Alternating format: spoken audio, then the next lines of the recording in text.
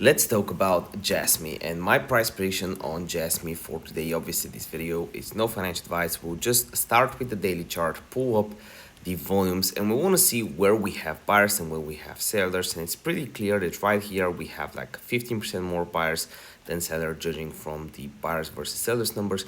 Not only here, but basically in this accumulation here, because we have 92 versus 85 mil, 128 versus 66. So we want to mark that, go ahead and mark that on the chart.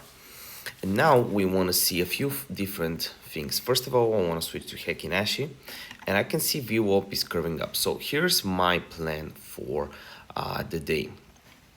The first thing I'll do is I'll actually start loading up some buys, and I'm expecting price to slowly retrace to the 7% area. But if it actually goes down, I'll be buying more within this accumulation area for a DCA to this level. So that's basically how I'll be playing Jasmine. Let me know your thoughts and what do you think will happen in the comment section down below, and also comment down below which country are you watching this video from.